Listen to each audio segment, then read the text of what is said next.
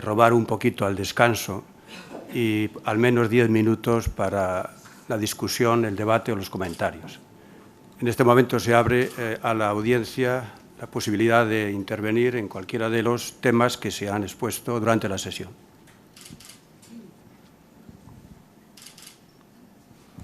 Doctor. Hola, soy el doctor Martínez Alday. Es un poco una reflexión, sobre todo para Felipe, que ha hecho una presentación magnífica y que yo estoy completamente de acuerdo con él. Y es un poco sobre el término de unidad, de síncope, y en realidad es decir las limitaciones que estamos teniendo los propios cardiólogos al hacernos cargo de ello, y hay que reconocerlo. Es decir, el término unidad, que podría significar la unión de varias cosas, pues lamentablemente significa en nuestro caso que somos únicos, que somos solos nosotros. Y yo debo decir que encargándome en parte de esto en mi hospital, echo en falta muchísimo a los otros especialistas, porque nosotros sabemos hacer muy bien lo que hacemos, creo yo, que es diagnosticar el síncope cardíaco y excluirlo de una forma relativamente rápido, pero tenemos otros muchos pacientes que lamentablemente no sabemos lo que les pasa y que probablemente si tuviéramos un grupo, una verdadera unidad de síncope con gente dedicada a la, por ejemplo, a la disautonomía, que por ejemplo en mi hospital no hay y yo no sé, o medio leo un poquito para enterarme de algo, y yo creo que es una limitación que tenemos muy importante en las unidades de síncope, que ni siquiera son unidad, porque son un único tipo de especialista. No tenemos pediatras, no tenemos gerontólogos. Los neurólogos en algunos hospitales es verdad que tienen cierto interés en esto, pero yo llamo aquí a alguien, a gente joven que realmente esté interesada en esto, porque existe una faceta del síncope que hay que desarrollar y que lamentablemente, al menos en nuestro país, pues está muy abandonada.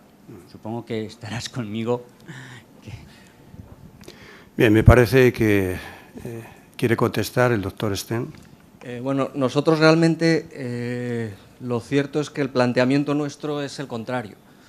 Nosotros pensamos, bueno, no sé si estaremos equivocados o no, que por lo menos en urgencias, que el valor añadido que tiene una unidad de síncope es precisamente que exista un experto que debe ser bajo nuestro punto de vista, o único o poco diseminado, que tome las decisiones realmente difíciles. Porque yo creo que hablo de la urgencia. En la urgencia lo más importante es discriminar el pequeño porcentaje de pacientes que van a ir mal. Y para eso yo creo que, además yo y nuestro grupo en general pensamos que los más adecuados, además probablemente seamos cardiólogos o más concretamente electrofisiólogos.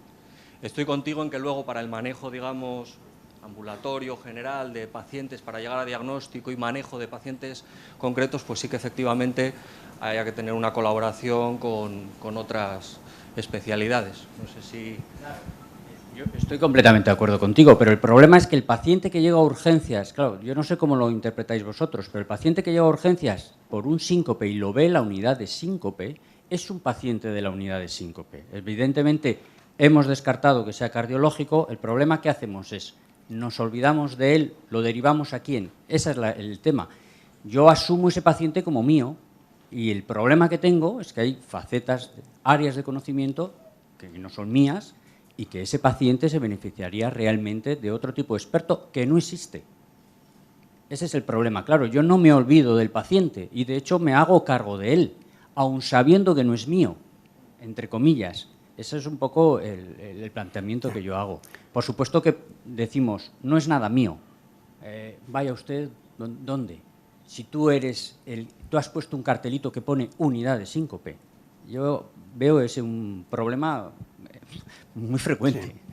Sí, vamos a ver, yo creo que el comentario es interesante, pero al hilo de él yo tenía una pregunta, es decir, yo soy cardiólogo clínico y no se ha hablado del cardiólogo clínico en la unidad, es decir, se habla del electrofisiólogo que coordine. Yo no creo, no, personalmente, yo creo que debe ser un cardiólogo clínico el que coordine todo eso. Lo pienso por razones múltiples y porque todos los que estáis aquí sois cardiólogos y tenéis una perspectiva de la cardiología. Segundo, porque el servicio de urgencias el que está de guardia es el cardiólogo de guardia. Es decir, el cardiólogo de guardia debería estar perfectamente familiarizado con esa unidad y participar en ella de una manera decidida. Sería la mejor manera de darle eso una aplicación real, 24 horas al día, todos los días del año. O sea, yo reivindico el papel, desde aquí, reivindico el papel del cardiólogo clínico, que debe estar y en muchos casos debe coordinar. El doctor Olaya tiene una pregunta sobre este tema o sobre otro. El doctor... Era para aclarar. Yo tengo otra visión diferente. Ya me imaginaba. Yo creo que cada hospital o cada uno de nosotros piensa en relación con el hospital que tiene, ¿no? Entonces tú Acércate lo ves... acércate al micro, que no te oímos. Sí, tú seguramente lo ves en relación con el hospital que tienes, los medios que tienes y como tú tienes montado en tu hospital el tinglado que tienes, que estará estupendamente bien montado seguramente. Nosotros lo tenemos montado de una manera diferente, de manera que el paciente llega a la urgencia, como ha explicado muy bien Felipe, y entonces nosotros vamos a la urgencia y resolvemos el tema digamos, en 24 horas. ¿Eso lo tiene que hacer un cardiólogo clínico o lo tiene que hacer un cardiólogo electrofisiólogo? Esa es la gran debate que tú has establecido, ¿no? No se olvide que nosotros también somos cardiólogos clínicos, es decir, que también vemos pacientes, también en nuestro caso en el Hospital Valdecilla, es decir, que nosotros tenemos consulta, vemos pacientes y además hacemos todas las pruebas que en general llevan al diagnóstico del síncope, porque la verdad es que en el síncope el 90% de los casos, si no más, al final van a pasar de alguna manera por pruebas que acaban en nosotros. Quiere decirse que, digo, en el caso de nuestro hospital. No todas las pruebas pasan por vosotros. No, yo digo en el caso de nuestro hospital, digo que eso depende de cada hospital. Es decir, pues que van a acabar que si haces un test basculante, que en el caso nuestro, por ejemplo, lo hacemos nosotros. Habrá otros hospitales que lo hagan los cardiólogos clínicos, yo no sé. Pasa por hacerles un holter implantable que lo ponemos nosotros, se le pondrá un marcapasos, un desfibrilador que lo ponemos nosotros, le haremos un estudio electrofisiológico que lo hacemos un estudio electrofisiológico nosotros. Es decir, en líneas generales, la lógica es que si tú estás de parto vayas al ginecólogo y no al traumatólogo, en líneas generales. Entonces uno tiene la sensación de que depende mucho de cómo esté montado el hospital. Lo que importa en general es que donde está la patología, el que más sabe de esa patología es el que tiene que llevar esa patología. Si es un cardiólogo clínico porque, bueno, pues porque ahí está montado así, pues perfecto. Pero si resulta que tienes un sitio en el que existe una unidad de síncope, yo creo que la unidad de síncope es la que tiene que llevar los síncopes.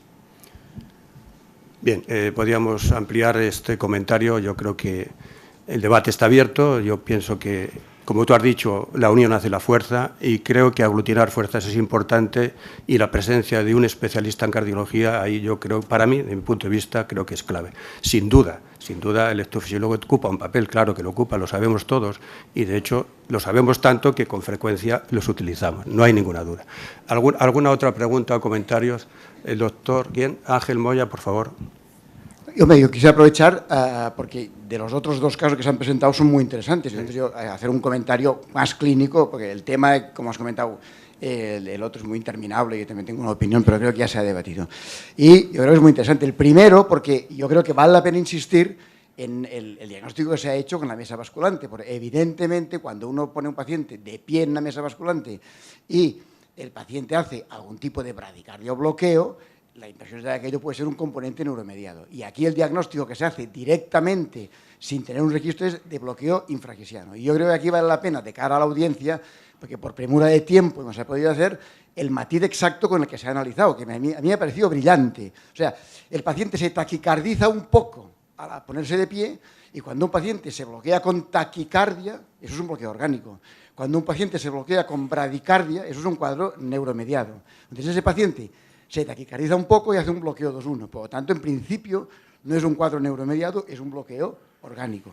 Como tiene el QRS estrecho, probablemente no es infragisiano y es intragisiano.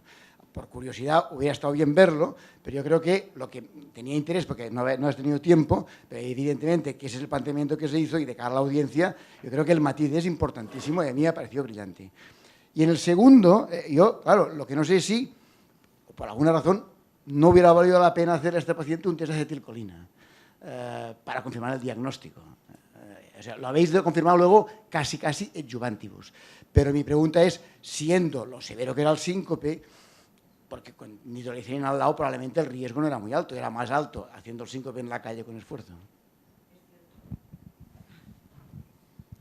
Eso es verdad, lo que pasa es que a veces ante la sospecha de espasmo del tronco común de la coronilla izquierda da un poco de miedo hacer un test de provocación, ¿no? Entonces nos cuadraba todo tanto que lo que hicimos, como he dicho, para tranquilizarnos, y tienes todas las razones, repetir el eco cuando realmente en la primera prueba de esfuerzo no había pasado nada, o sea que igual, pero claro, repetimos el eco, el paciente está asintomático y de hecho hoy por hoy está asintomático y nos quedamos tranquilos.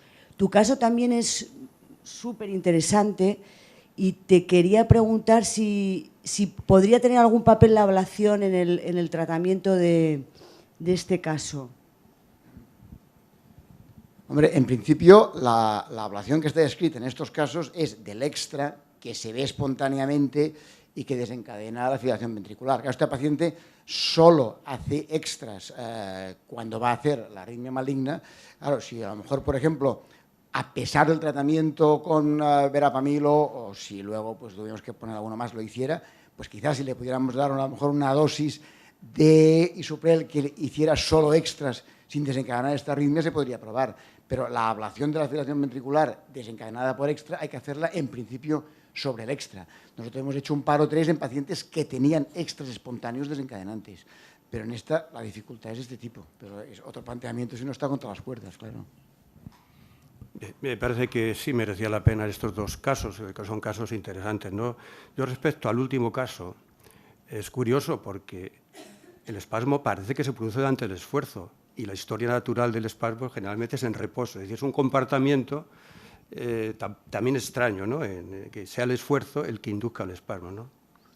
Es verdad, tienes toda la razón, porque clásicamente el espasmo coronario ha sido un síncope de reposo, ¿no? Pero es verdad que revisando la literatura encontré una serie en la que, y además con espasmo de tronco, tienen síncope de esfuerzo desencadenado por una descarga adrenérgica, ¿no? Y además que encima el espasmo tiene fases frías y calientes y en este paciente pues igual no sabemos lo que va a pasar en el futuro, ¿no?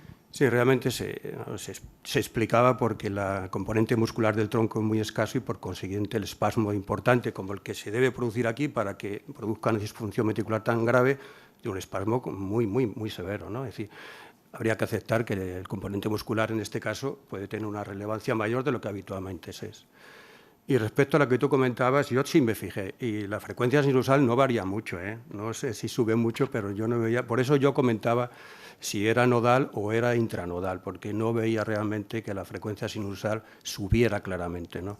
Y por eso había hecho ese comentario, pero bueno, si la habéis medido y aumentaba un poquito, se podría... Ya, si es que yo me estuve fijando porque me había sorprendido. ¿Quieres tú hacer alguna pregunta? ¿Alguien más quiere hacer alguna pregunta? ¿Algún comentario?